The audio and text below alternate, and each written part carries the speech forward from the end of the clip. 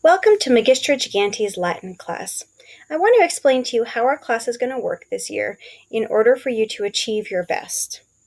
The first and most important step to our class is Semper Paratus. This motto of the United States Boy Scouts means always ready. In order to be always ready for class, you should come prepared every day with a charged Chromebook. Do not bring any other laptop device other than your Chromebook. It makes everyone's lives much more easy and seamless if we all have the same devices to use. You should also be bringing a notebook or a binder. This is one of the materials that I've talked to you about on the first day of school. You will also bring a writing utensil, whether that's a pen or a pencil is up to you. You should always bring whatever assignments are due on that particular day.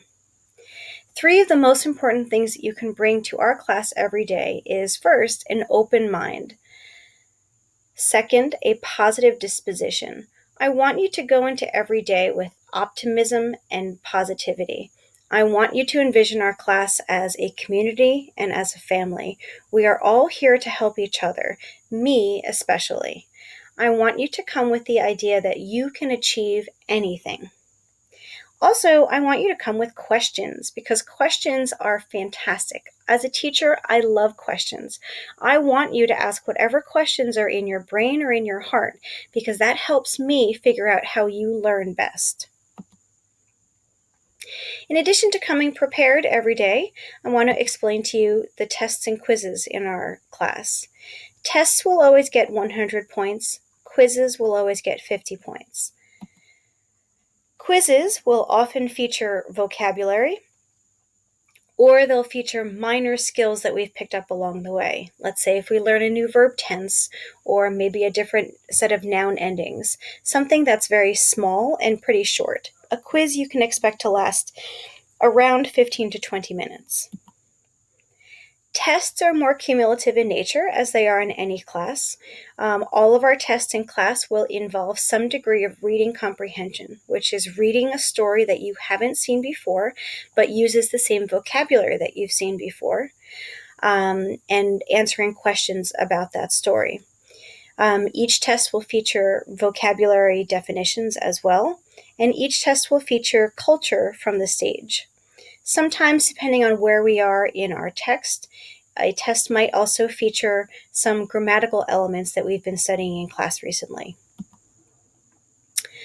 One of the most important skills that you're going to do for a language class is homework. Unfortunately, just taking part in a language classroom every day is sometimes not enough. You will need regular practice outside. And so I give homework assignments that are 20 points per assignment. I do not allow late homework assignments.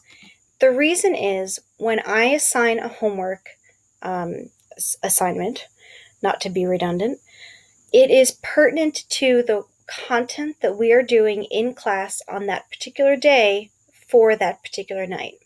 There's really no point in you doing an assignment 2 weeks later after we've already covered that information and after our class as a whole has moved on beyond the assignment. I have a little bit of a grace period in the first marking period for freshmen because I know that at the middle school level, late homework assignments are not that big of a deal. And so in the first marking period, I will give you a little bit of time to get adjusted to my policy, but effective the second marking period and beyond, no late homework assignments will be accepted. Sometimes your homework assignments will be pieces of paper that I give you, work that I give you to do, exercises that I've given you to write. Sometimes you'll be given online assignments on Google Classroom. Sometimes you will use the Cambridge Elevate website to demonstrate a skill. You'll take a screenshot of your work on Elevate, and then you will submit that screenshot to Classroom, and that will be what your homework assignment is. I also use many other websites for your homework assignments too, but we'll get to those as we get to them within the parameters of our class. I also employ in our class a model of learning called flipped learning or flipped lessons. And in a flipped lesson, I'm changing the way that I give you direct instruction. Very typical instruction or typical classroom practice says, and you've probably had this in most of your life so far, a teacher will take the time in class to give you a bunch of notes in your notebook and explains a certain concept and has you write down a bunch of things. And then usually the homework that you get is practicing that new concept. I do it in a flipped way. And I give you a video that I've already created that explains the concept, and you will take notes based on that video as though you were in a regular classroom. Those videos are 10 to 15 minutes at most. It allows you to pause, replay. It allows you to write down as much as you can in that time and not have to worry about my pacing and how fast I'm explaining it, how fast I'm erasing the board, how fast you are in comparison to your peers who are also taking notes. It allows you a lot of luxury in terms of the note taking. I will give you homework credit based on the notes that you take and that you have taken those notes. And then when you come back into class the next day, your first exercise, your first experience using that concept is with me present, so that you get to ask whatever questions you want and you get to apply the concept for the very first time in a safe environment where you have lots and lots of support. So this flipped model of learning is a lot different than what you're used to experiencing. I will caution you though, and this goes back to the idea of a late homework assignment. If you don't do a homework assignment that is a flipped learning assignment, you will be lost in class for a very long time because your peers will already have had the notes. Your peers will have a lot of material to refer to. I'm going to be moving forward as though everyone has that information. And if you haven't done your homework that night, there's nothing that you can really do to make up for that next class when you're very confused. So I do want you to take flipped lesson homeworks very, very seriously.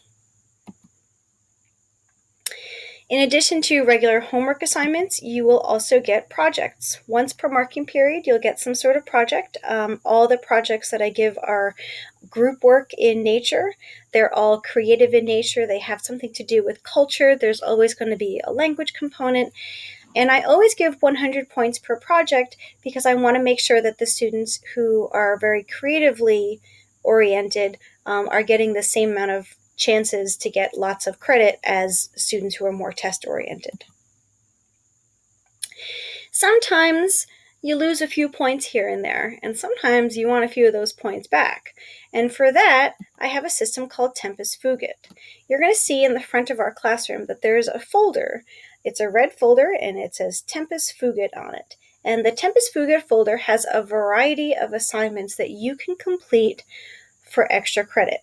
Now, the folder is called Tempus Fugit because when time is flying in our classroom and you have finished an exercise ahead of some of your peers and you want something else to do, you can do Tempus Fugit assignments right there in class, provided, obviously, that you're done with the required work. But if you are not that kind of person, if you are much more deliberate with the timing with which you do assignments, that's okay. You can take a Tempus Fugit home anytime you want. You can do up to 5 Tempus Fugit assignments every marking period to give you an extra potential 25 points toward your marking period grade. I do look at and grade each of the Tempus Fugit assignments to make sure that you've done them thoroughly and completely. Tempus Fugit assignments are always collected about a week before the end of the marking period to give me enough time to get all those points collected and into the gradebook in a timely way. So I do try to note the date that all your Tempus Fugits will be due on the big calendar that we have in our classroom, so please pay attention to those dates as well.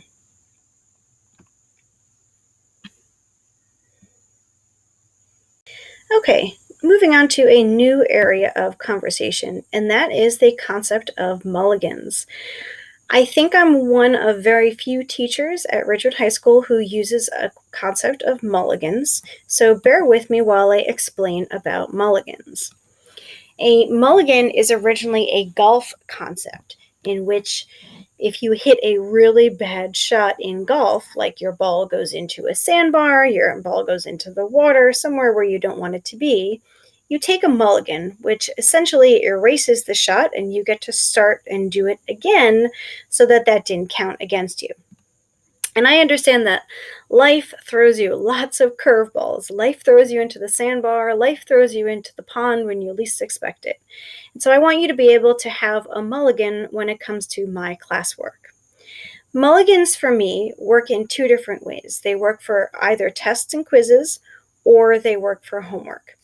So let's imagine a scenario where you think to yourself, okay, I have a relatively manageable afternoon in my Ridgewood High School life. I have track practice for an hour, and then I have to go home and I have 2 homework assignments, but I have 1 test that I have to study for tomorrow, so I can totally handle this. But now imagine that your track practice turns into about 2 hours. And now imagine that your mom and dad are having trouble juggling, picking you up from your practice as well as all of your siblings up from their activities. So maybe you don't get home for 2.5 or 3 hours. And then you get home and you're starving because you had a great track practice. And so you start your homework assignment and your friend texts you and you realize you forgot that you actually have 3 or 4 homework assignments. And then your other friend texts you about something else and you realize that you actually have 2 tests to study for. And as you start buckling down to figure out how you're going to manage whatever's left of your time for the night, all of a sudden your dog starts coughing and it's apparent that Rex has eaten a sock and he gets taken to the emergency vet. And you go with your mom to the emergency vet, and it's okay, Rex is fine, they had to do some emergency surgery, but he's going to be all right. But my goodness, you were up half the night worrying about Rex and whether he was going to be all right. In a situation like that, I want you to relax, take a breath, and know that as far as my class is concerned, you can take a mulligan. If that situation or something similar pertains to you, you can take a test or a quiz mulligan. A test or a quiz mulligan means that you're going to postpone taking a test or a quiz by up to 48 hours from when the test or quiz is assigned to your classmates. You can do this twice during the year. In order to take advantage of a test or quiz mulligan, you're going to scan the QR code that I have at the front of the room, and you're going to essentially register your request by doing that, by doing a Google form that's attached to the QR code. On that Google form, you'll also schedule your makeup, whether your makeup is at lunch the next day, during a free period, or potentially after school, depending on if you and I have similar after-school schedules within the next 2 days. You only have 48 hours to take it, though, so please plan accordingly. You can take your 2 mulligan test and quiz mulligans for tests and quizzes anytime you want during the year. If you happen to have a really stressful October and you need to take both of them during that month, that's okay. I'm not here to pass judgment on when you take a mulligan. Also, just so you know, whenever you take a mulligan, I will never ask you why. If you want to tell me what happened, if you want to tell me about the poor struggles of Rex, I would love to hear, and I would love to be a comforting ear for you. But if you're not comfortable sharing the circumstances of what brought you to the point of needing a test or quiz, I'm never going to press you for those details. Your life outside our classroom is your life, and I do want to respect that. Similarly, you might take a mulligan with a homework assignment, and you're going to follow the same process. You're going to scan the QR code for a homework mulligan. As is the case with other homework assignments, you do not have to make up a homework mulligan assignment because late homeworks only hold so much relevance for us in our classroom. You get to take a homework mulligan once per marking period. Again, I'm not here to tell you when you'll use it during the marking period, just let life happen. You'll scan the QR code and you'll take advantage of your mulligan in that way. I will caution you. Earlier, I mentioned that there are some flipped lessons where you watch a video and you take notes. If, for whatever reason, you have to take a mulligan with a flipped lesson, you really, really need to make up taking those notes. If you haven't taken those notes, that whole unit of our study will become very, very hard for you to understand if you don't have that baseline of notes. It's one thing to be kind of lost in class that next day, but it's another thing entirely if we're approaching a test or a quiz that involves this specific skill and you never got the original notes. So just kind of keep that in mind as you're doing your homework assignments and deciding if you really need to take a mulligan or not. And then finally, please no post-dated mulligan requests. In other words, I don't want you sitting there at the end of the marking period looking at your grades and realizing that you have a 0 for a homework assignment that you didn't do and saying, oh, can I just take a mulligan for that? That's not the purpose of a mulligan. The purpose of a mulligan is to be an instantaneous reaction to something that's happening in your life rather than trying to fix a boo-boo from a long time ago. All right. Now we come to the topic of absence. As your peer counselors might have told you, as your older siblings might have told you, being absent at RHS is kind of a doozy. There's a lot that goes along with being absent. So I'm here to walk you through it a little bit from our end. So 2 circumstances with respect to absence. The first one is when you are absent.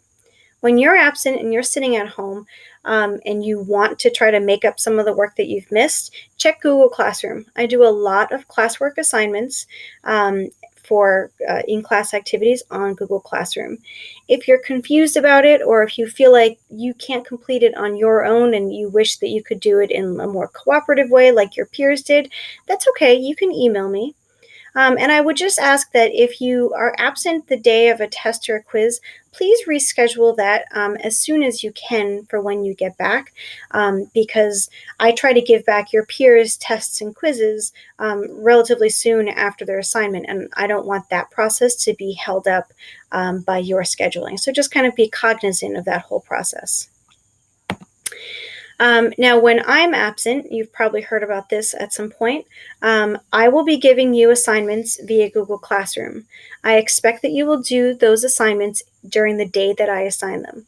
If you're a morning class, you'll get your Google Classroom assignment first thing in the morning, and it'll be due at lunchtime. And if you're an afternoon class, you'll get your Google assignment at lunchtime, and you'll have till the end of the day to finish it. Although I understand that you can and probably will work together with students from your class, you are under strict instruction not to lift an assignment, not to lift answers, translations, or anything else from another student or from an internet source. Doing so violates the academic integrity policy of Ridgewood High School, and it will result in a 0 on the assignment. All I ask is that you complete the assignment in the time frame that I've given you. And if you do so, you get 50 points for your assignment. Not for accuracy, but just for completion, so that I know that when you should have had class time and I wasn't there to provide you with class time, that you were able to do the assignment to the best of your ability. And finally, I am always, always, always available for help. Whether you have questions about something, you want clarification on something, you want to confirm how to study for something, I am always available to you. Our Period 9 room is our actual classroom, room 317. My office is down the hall and to the left, it's in room 320. I eat lunch either in my classroom if I have a club meeting, or I eat in room 318, which is next to my office. You can email me anytime at my email address, and please feel free to approach me with whatever is concerning you. I hope that we have a productive and successful and fun year together.